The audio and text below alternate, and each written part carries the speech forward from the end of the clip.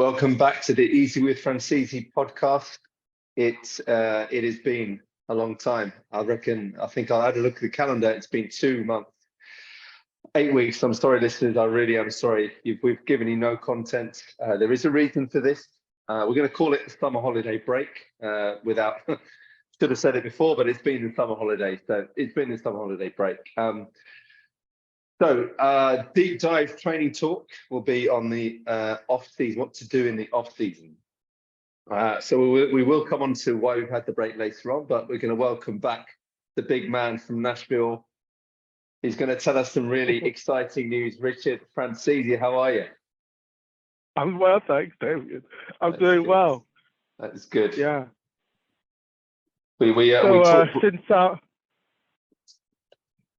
was going to say, since our long break, I've done no running.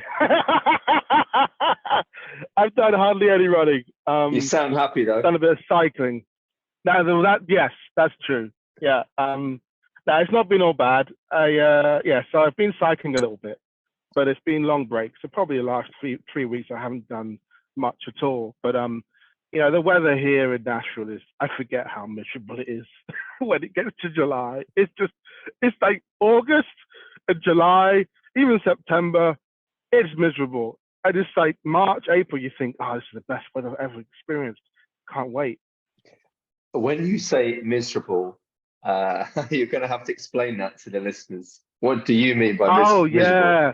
What I mean by miserable is you go outside and it's like 35 degrees or more and it's humid. It's so hot. I will never get used to this. I've just come back from spending a month in the UK and it's been about 19, 20 degrees at best and on and off rain.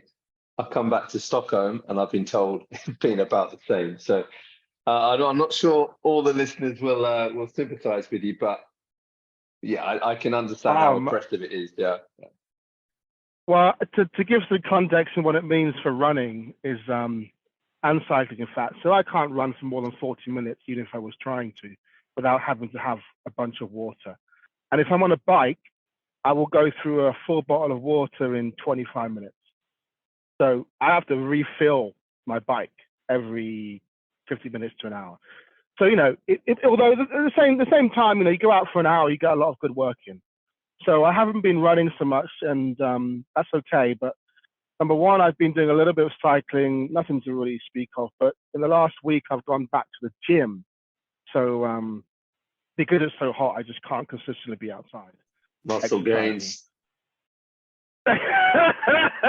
Yeah. Oh yeah, I could do. I could appreciate some muscle gains and some other losses. That'd be good. But I've just been going on the cross trainer or the rowing machine or the bike or whatever cardio equipment there is for an hour each day for the last few days. It's not so bad. It's not always intense. Today I was there in the morning and I did the step machine and the rowing machine, and my heart rate was like 140. So I'm not going crazy, but I just need to be consistent. So it's like when you go in the sweet shop and you just pick a mix. Just pick a mix. Go to the gym. Yeah, well, this bit of that. It is boring, I'll be honest, but I'm motivated to do something. And I've been outside cycling yesterday. I got a puncture, which was annoying, but I basically go inside to train and then outside. So, but a long break for me is simply because I've been lazy. But what have you been up to in the intervening months? Oh, okay, right. So what happened to me? So I had a break, went to Sardinia. That was lovely. I was jogging a bit there or running a bit there, came back, carried on running a bit.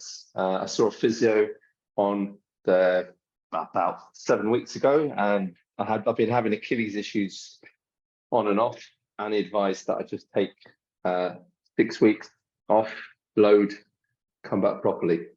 And I agreed. So this was on Thursday. Sunday, there's a race actually, it's not a race, there's an event called the Dulwich Dynamo, and it's from East London all the way up to Suffolk. And I was contemplating doing that, so that would have been on the Saturday, leaving on Saturday night. Did about it. I thought no, and I've got things to do. I don't want to lose sleep, whatever. Didn't do that, but I ended up going for a ride on Sunday with a group. Ride was fine. We were probably halfway through the ride. I was about 200 meters from a cafe, and I think I must take my eye off the road. I had one hand off the handlebar, went flying over the handlebar, broke my collarbone. You should have seen the road. There's like the road was just destroyed by my brute. No, of course not. Yeah, it was. I broke my collarbone. Blah blah blah. So pretty much the last. I've had a cast for 3 weeks now, and I'm into the third week. So I've got other. No, I'm into the fourth week. So I've got another 2 weeks left. I wasn't able to do anything the first week because I was waiting for an operation. So I did nothing but walking a little bit. And the next 2 weeks, I couldn't do any exercise because I had to make sure I wasn't risking the wound not healing, risking any infection. So I didn't do any exercise for 2 weeks. Did some body weight stuff, walked. Yeah, but I've been back on it for 2 weeks now. So hence the delay. I've been away, but just wasn't in the mindset, or I was focusing on other things and doing a podcast. So sorry, listeners. I hope the excuse or the reasons are at least understandable. Yeah. So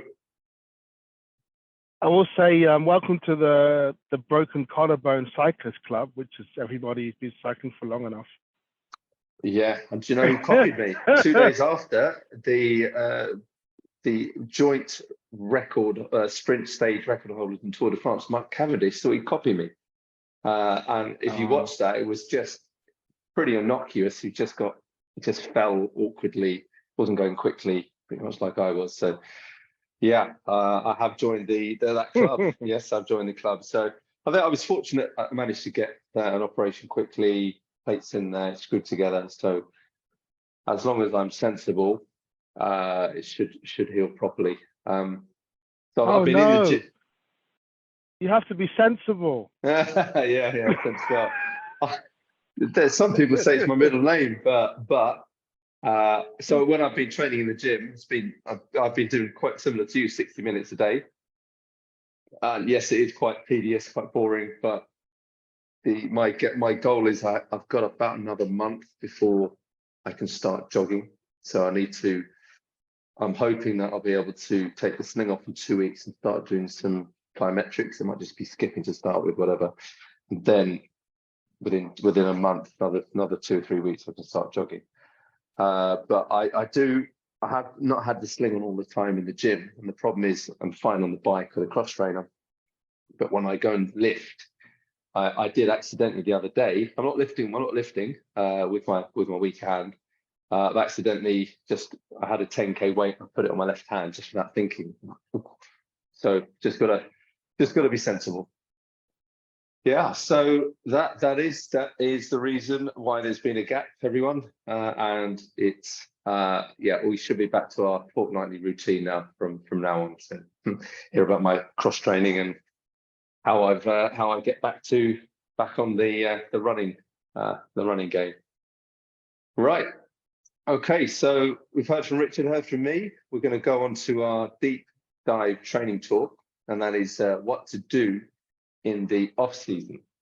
And this is could be quite a broad topic. So we're gonna rein it into track runners, and we're gonna classify middle distance and 800 up, but probably more 15 upwards, the 15 to 5k runners. So what do they do in the off season? Richard, I'm gonna let you go first. Nah, I'm actually gonna let you go first because I'm gonna let you go first on this. Well, very kind of you, Richard. Right, so what to do in the off season? That is, it's not, and it depends on the experience of the athlete.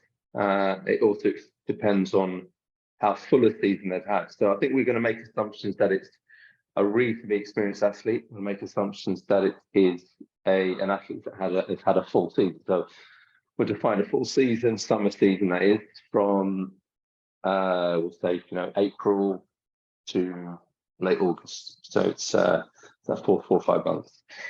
So they would, and this runner would typically either be going into a cross-country season or a road season. So what do they do? What does it look like? But I'll talk about my experience. What I did in the off season, I generally took a week to 2 weeks.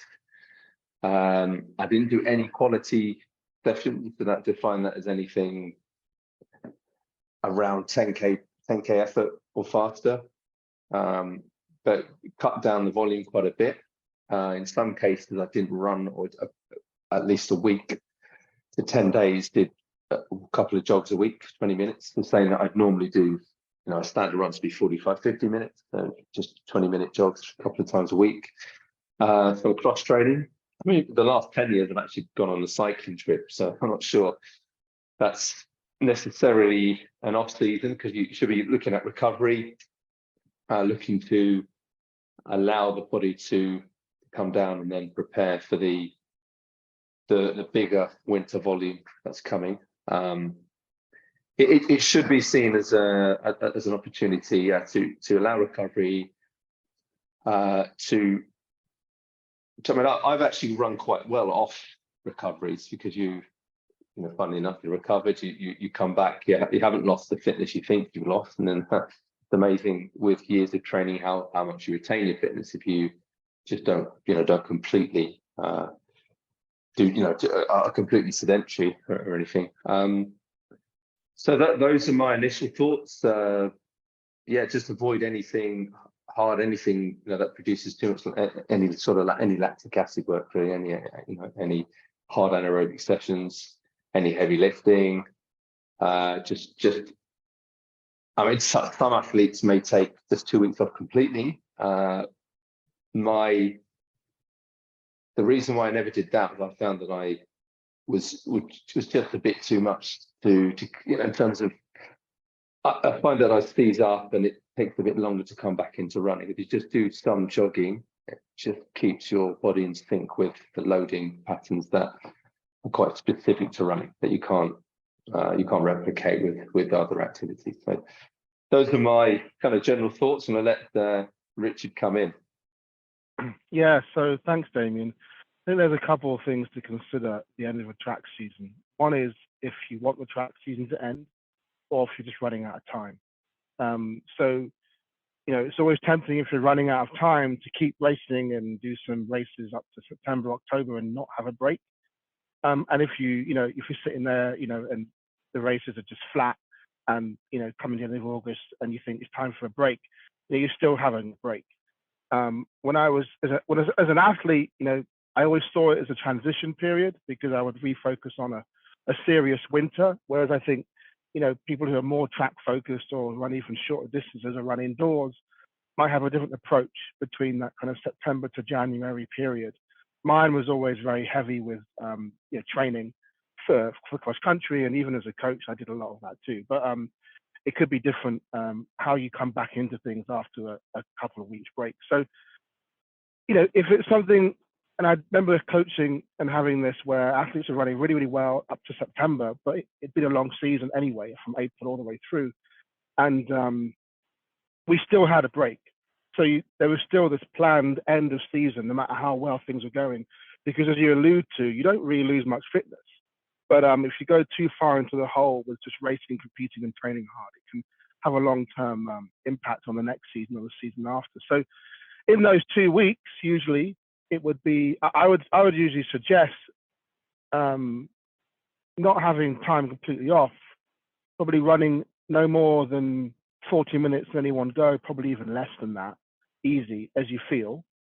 And then if you're training twice a day, then go to once a day, obviously. When I was an athlete and a bit younger, and my teens, even early 20s, I would cycle too. I would just spin on the bike for an hour. So I would get off my legs, but I would keep the routine of the training. You come off it a lot. And here's the thing I noticed as a coach long after I stopped competing seriously is, you say 2 weeks, but it does depend. And what I have found is you have that week where your legs come back. Sometimes you have a second week where you just feel flat, and actually you're much more tired than you really appreciated before going into a training cycle. for the winter or whatever it may be. But then there's another phase where you really, really want to train and race again, no matter what. And that might be 3 weeks. It might be even more. You're still doing some easy runs, but you're not doing the high intensity stuff. You're not doing long reps. You're not doing a long run. And for me, it's getting to that point mentally where you really want to race and train again, and you're excited to do so psychologically, regardless of how much like running that you've been doing before. But yeah, in that time, you're just recovery running. And I remember when I got to the end of the cross-country season, I had a big race usually in December, where I would sometimes just go all the way through after the track season, if I wasn't injured or something, to December. No matter what, I would take 2 weeks of recovery running. And when I came back, and I would always need it, and I'd always find out 3 or 4 days later how much I needed it. Because usually, you finish the race, you're still excited about racing and things. So anyway, those are my thoughts. I think it depends a little bit on how you approach it. I still think it's important to have a transition. We can call it off season, we can call it transition. I think it looks a bit different if you go into a indoor season versus the cross-country season afterwards. But the same occurs also if you come off cross-country season, you transition into track work. Yeah, I think the key thing that we that is sometimes overlooked is the psychological side of just having quite an intense season, whether that be that cross-country or track season, just needing a psychological break, because there isn't, to do the hard training, to do the consistent hard weeks, to get in the mindset to race, you need that just a mental recovery. But I think the physiological recovery is more important, of course. But yeah, I think it's individual, but and I think we probably, we've coached athletes that are quite resistant to taking breaks, and it's trying to try to make them understand the purpose of the recovery, and that their concerns are often that they lose the routine, they lose the habit, they lose fitness. But we kind of wrap it around in a different way. As you said, you keep the routine, but it's just not as intense. You're not going to lose anything. There's so much evidence that supports that. So yeah, and I think that's another reason why you should consult the coach to kind of come up with a strategy for an off period.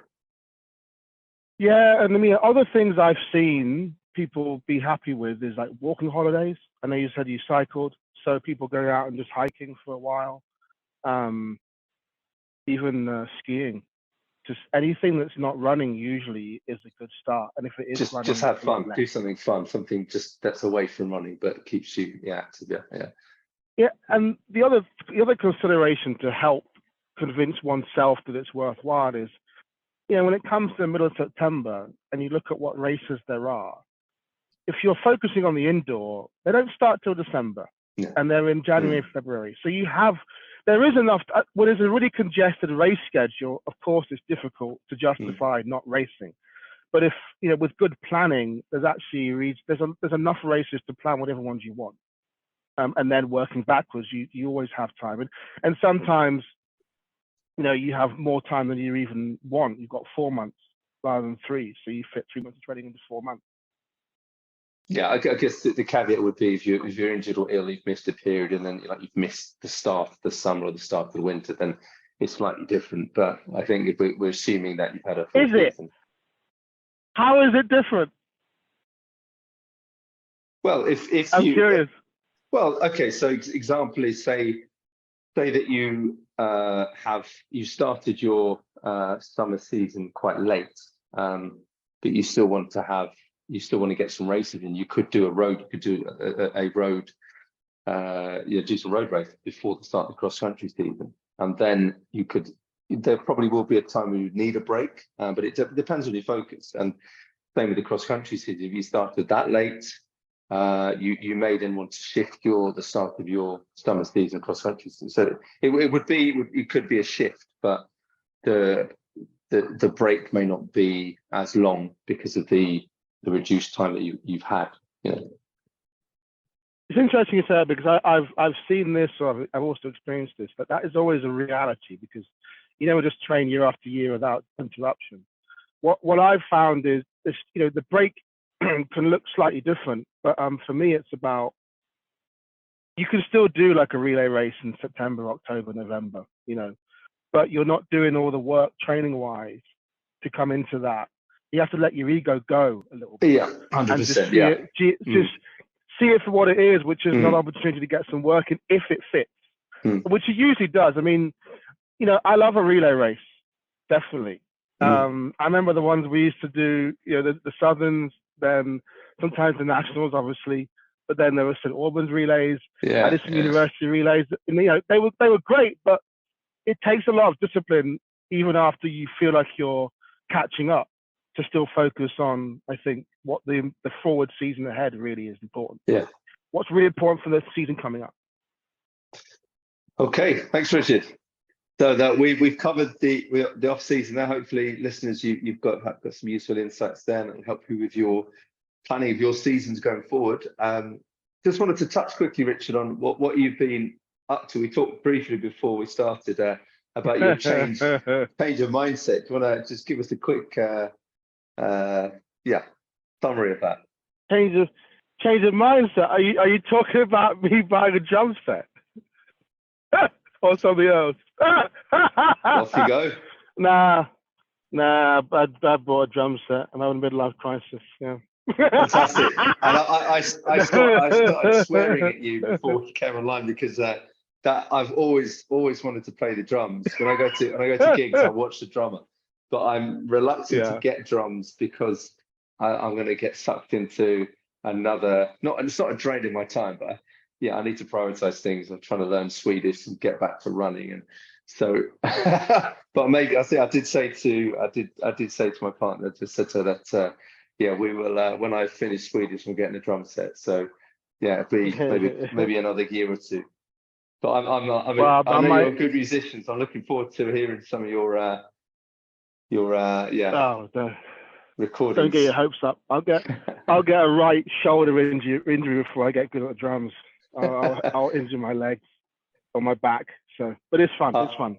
I met a heavy metal drummer once, and he said, drumming is not playing an instrument; it's a sport. So, especially with heavy metal drummers. So, look at that. It's true. It's true. I guess if you're doing it with enough, BPM, it's pretty high. Well, I got to work on I got to do some soleus raises. That's what I got to do. Soleus and calf raises. Yeah, and plantar. I guess the plantar. Yeah, do some work on your plantar fascia as well. Right. Okay, Richard. It's been a pleasure.